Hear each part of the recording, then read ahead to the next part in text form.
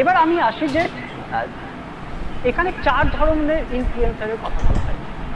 শুরু হয় nano influencer দিয়ে, ন্যানো ইনফ্লুয়েন্সার, তারপরে মাইক্রো ইনফ্লুয়েন্সার, ম্যাক্রো, দেন মেগা।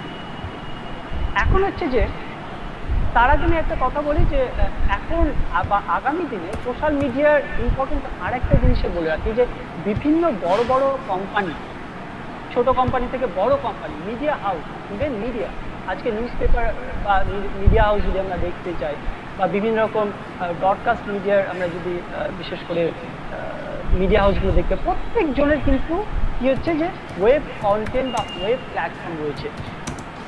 যেমন আজকে যদি কথা বলি যে আজকে WDM-DSতে ফেসবুক একটা লাইভ বা ইউটিউবে কিন্তু এটা চলছে। সো আমাদের রিচটা যেটা দেখতে হবে, যে সব থেকে রিচ এবং কয়েক মুহূর্তের মধ্যে দিয়ে যে মানুষের কাছে পৌঁছে যাচ্ছে, সেটা একমাত্র প্ল্যাটফর্ম হচ্ছে সোশ্যাল মিডিয়া। কারণ সোশ্যাল মিডিয়ার সাথেই কিন্তু আমরা সব থেকে বেশি যুক্ত। যাই হোক, তো এই যে ন্যানো থেকে শুরু হচ্ছে, যে আমরা দেখি যে 1000 থেকে 10,000 এই পর্যন্ত ন্যানো ইনফ্লুয়েন্সার বলে। ন্যানো ইনফ্লুয়েন্সারেও কিন্তু এখানে ইনকাম সোর্স হচ্ছে, সেটা হচ্ছে প্রায় 5000 থেকে 8000 স্টার্ট হয়েছে। এবং এখানে বিভিন্ন রকম জিনিসের একটা সিস্টেম রয়েছে, যে কন্টেন্টের কন্টিনিউটি আমি আসবো যদিও পরে, যে কিভাবে আপনারা এই স্টেপগুলোকে ফলো করবেন, কিভাবে আপনি কন্টেন্টটাকে চুজ করবেন, কিভাবে কন্টেন্ট যদি কন্টিনিউটি করতে পারেন তার জন্য কতটা আপনার আর মানি আর্ন হবে, সেই বিষয়টা আমি আসছি। সো এটা হচ্ছে ন্যানো। এবং ন্যানোতে সব থেকে বেশি ট্রাস্টেবল ব্যাপারটা থাকে, যে সেই জায়গাতে অ্যাকিউরেট এবং সেই জায়গাতে একটা কমিউনিটি বেসড প্ল্যাটফর্ম থাকে। আমি আজকের উদাহরণ দিই, যদিও আজকের প্ল্যাটফর্মটা হচ্ছে যে মাইক্রো, যেটা WDM-DSP রয়েছে। কেন? যে সেটা 10K উপরে চলে গেছে, 10K টু 1 লাখ যদি আসে, সেটা হচ্ছে মাইক্রো। এবং সেখানেও বিভিন্ন রকম গুগল সেই কী করে অ্যাড দিতে শুরু করে। আমরা গুগল অ্যাডটা 3 ধরনের ভাগে বিভক্ত করা হয়, যে সোশ্যাল মিডিয়া থেকে কীভাবে আমি আর্ন করি। যদিও আমাদের দুজন এক্সপার্ট স্যার রয়েছেন, ওনারা আমার থেকে অনেক বেশি জানেন।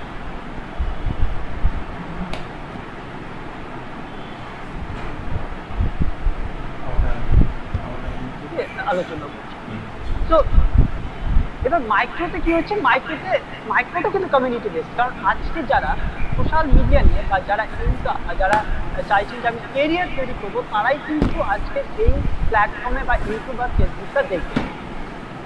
তার মানে কি হচ্ছে, যে আমাদের ট্রাস্টেবল যে এই WDM-DSP যেটা রয়েছে, সেই প্ল্যাটফর্মটা হচ্ছে আমাদের কাছে বিশ্বসনীয়। কেন? এখানে এই ধরনের কন্টেন্ট থাকবে, তো আমরা এটাই দেখব। তার মানে এটা এডুকেশন রিলেটেড বা career counselling related platform. So এটা কিন্তু কি হচ্ছে, এটাতেও কিন্তু কি করে, যে কমিউনিটি বেসড বা এই ধরনের প্ল্যাটফর্মটাকে আমরা বিশ্বাস করি। আমি এটা কেন বললাম, যে ফেক ইনফরমেশনের জন্য যে ব্যাপারটা, যে মেগাতে যেটা হয়, মেগাতে অনেক সময় কিন্তু এই ট্রাস্টেবল বা ইন্টারঅ্যাক্টিভটা হয় না। মেগাটা হচ্ছে কি অন মিলিয়ন। এবং এখানে কি হয়, যে এখানে বড় বড় কোম্পানিরা কিন্তু এখানে অ্যাড দিয়ে থাকে না। তাহলে ছোট ন্যানো বা মাইক্রোতে কারা দিয়ে থাকে?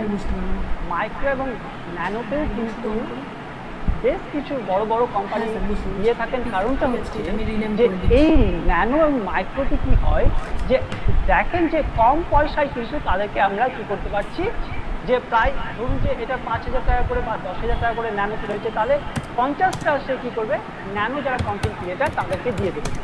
এবং ন্যানো কন্টেন্ট ক্রিয়েটাররা বিশেষত কি হয়, যে যারা রুরাল এরিয়াতে বা শহরেও বেশ কিছু রয়েছে, যে যারা গ্রাউন্ড লেভেলে কাজ করে, তারা কিন্তু এই কন্টেন্ট ক্রিয়েটার হয়। তার মানে অ্যাক্সেসটা বা তাদের কাছে সেই প্রোডাক্টটা পৌঁছে যাচ্ছে। আমি একটা এক্সাম্পল, রিলায়েন্স কী করবে, যে এই ন্যানোগুলোকেও কিন্তু ধরার চেষ্টা করবে। কেন? সে কিন্তু যে কমিউনিটি বা রুরাল বেস যে জায়গাগুলোতে সেই মার্কেটিং করার জন্য। এবং আর একটা জিনিস, যে ইয়াং জেনারেশন, বিশেষ করে মৃগান স্যার বলছিলেন, যে স্যারও এই ব্যাপারটা বলছেন, যে ছেলে মেয়েদের যে ব্যাপারটা, এখন গ্রামে থেকে শুরু করে শহরে প্রত্যেকটা ছেলে মেয়ে কিন্তু সোশ্যাল মিডিয়ার সাথে যুক্ত।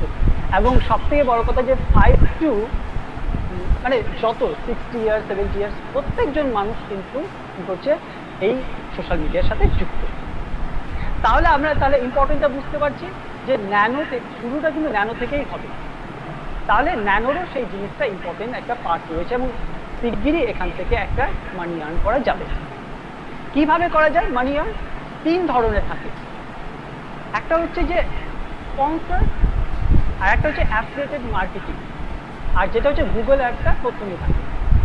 সো গুগল অ্যাডে কি হয় যে প্রথমে ধরুন যে আপনাদের যে 1000-এর উপরে হচ্ছে, তো সেই জায়গাতে কি হচ্ছে যে গুগল অ্যাডের দ্বারা সেটা আপনাকে একটা মেল পাঠানো হবে এবং সেখানে একটা YMP বলে যে ইউটিউব মার্কেটিং প্রোগ্রাম রয়েছে, তারা এই জিনিসটা আপনার কাছ থেকে জানতে চাইবেন যে এটা মানে যেটাকে আমরা ইউটিউব রিভিউ বলি, এবং সেটা যদি ফাইনালাইজ হয়ে যায় তারপরে কিন্তু আপনাকে অ্যাড দিতে শুরু করবে এবং তার একটা প্রসেস রয়েছে, একটা টাইমিংয়েরও ব্যাপার রয়েছে।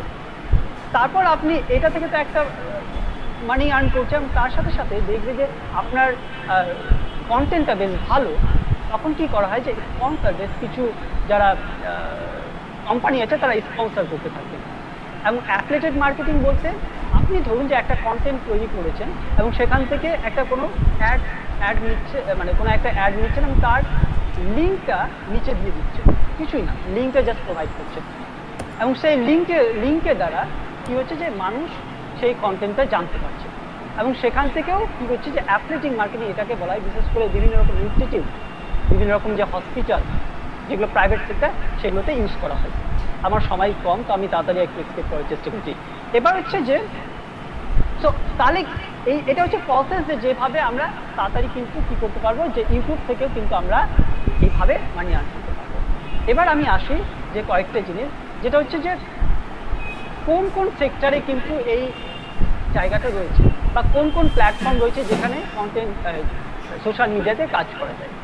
এটা তো নিজস্ব, এবং তাছাড়া এটা হচ্ছে ইন্ডিপেন্ডেন্ট মেকার হিসেবে, তাছাড়া বিভিন্ন রকম ইনস্টিটিউট রয়েছে যেখানে আপনি সোশ্যাল মিডিয়া ম্যানেজার হিসেবে, সোশ্যাল মিডিয়ার কন্টেন্ট ম্যানেজার হতে পারে, সোশ্যাল মিডিয়া স্পেশালিস্ট হতে পারে, ডিজিটাল মিডিয়া সুপারভাইজার হতে পারে, এনগেজমেন্ট কোঅর্ডিনেটর, বিভিন্ন জায়গাতে কীভাবে এনগেজমেন্ট করানো হবে, সোশ্যাল মিডিয়া অ্যানালিস্ট হওয়া যায়, অনলাইন কমিউনিটি ম্যানেজার হওয়া যায়। এগুলো হচ্ছে যে মানে একটা কেরিয়ারের দিক সোশ্যাল মিডিয়া নিয়ে, এবং এগুলো ফুল টাইম জব।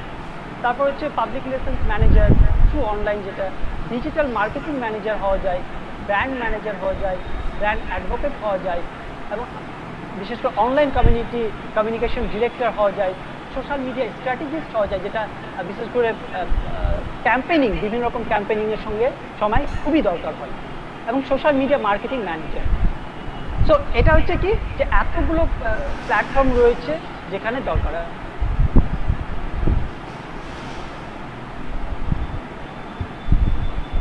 আমি রিসেন্টলি একটা হসপিটালে গেছিলাম, সেখানে অনলাইন যে সার্ভিস সেটার জন্য এখন থেকে শুরু হয়ে গেছে যে একটা ডেস্কটপ, মানে একটা জবে, কারণ সেটা ছাড়া তো উপায় নেই। তারপর হচ্ছে যে আমি এবার যদি সেক্টরগুলো আসি, যে বিভিন্ন রকম সেক্টর, বিশেষ করে গভর্নমেন্ট সেক্টরে যদি কথা বলি, আমরা সবাই একটা জিনিসের সাথে যে অভ্যস্ত যে একাডেমিতে রয়েছে ন্যাক, যে ন্যাকের সময় যে ডকুমেন্টেশনের ব্যাপারগুলো বলে, যে ইউটিউবের কন্টেন্ট ক্রিয়েট করতে বলে, বিভিন্ন রকম ফেসবুক বা টুইটারের বিভিন্ন রকম সাইট তৈরি করতে বলে, কিন্তু আমরা যে কলেজ বা ইউনিভার্সিটিতে পড়ে সবাই তো এটা জানি না। তার জন্য আমাদেরকে কী করতে হয় যে যারা সোশ্যাল মিডিয়া এক্সপার্ট বা সোশ্যাল মিডিয়ার কন্টেন্ট ক্রিয়েটার, তাদেরকে কিন্তু আমাদেরকে জানাতে হয় বা তাদেরকে আমাদের হায়ার করতে হয়।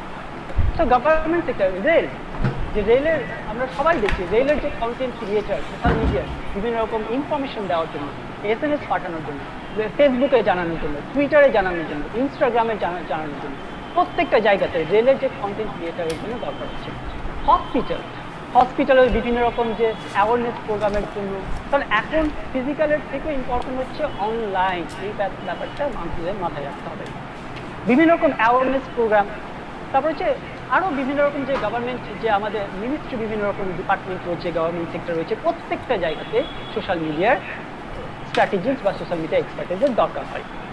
ব্যাংক সেক্টর সব থেকে বড় জায়গা, ব্যাংক সেক্টরে বিশেষ করে এখন তো সব ডিজিটাল কনসেপ্ট করে দিচ্ছে, ডিজিটাল ইন্ডিয়া বা ডিজিটালের কনসেপ্ট। সো সবটাই কিন্তু ডিজিটালের একটা কনসেপ্টের মধ্যে রয়েছে। সাইবার সিকিউরিটি পুলিশের যে ডিপার্টমেন্ট রয়েছে, সেখানে আলাদাভাবে সোশ্যাল মিডিয়ার বিভিন্ন রকম তথ্য ছড়াতে হচ্ছে, এবং তার সাথে সাথে যে ভুয়ো তথ্য সেটাকেও দেখার জন্য সোশ্যাল মিডিয়াতে যারা স্পেশালিস্ট তাদেরকে কিন্তু রাখা হয়। তারপর হচ্ছে যে আমরা এডুকেশন সেক্টরে যদি কথা বলি, আজকে যেমন এটা একটা প্ল্যাটফর্ম এডুকেশন সেক্টর, তাছাড়া আমি কিছুদিন আগে একটা অনলাইনে একটা কোর্স করেছি আমি ইউজিপি স্বয়ং।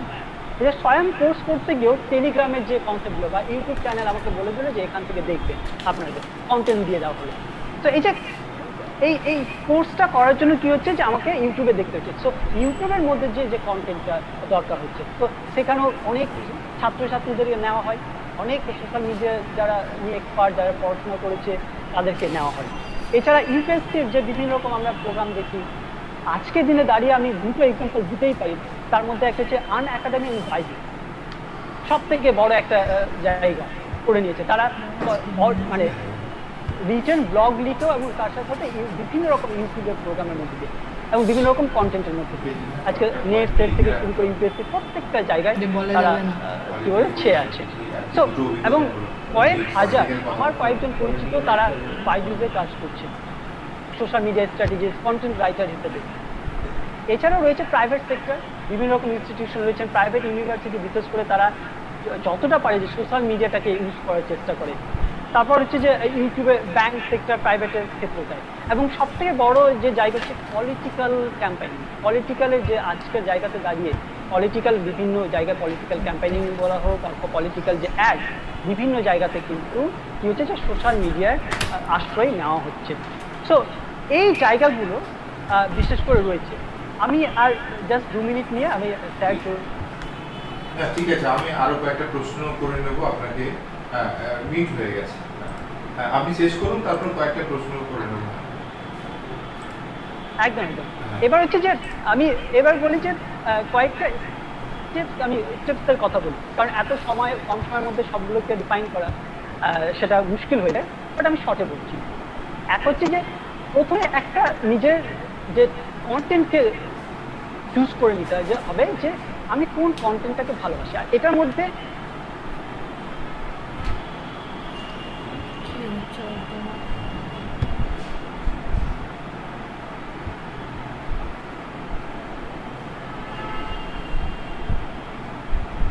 সাদ্দাম, আপনার সাউন্ডের প্রবলেম, ইন্টারনেট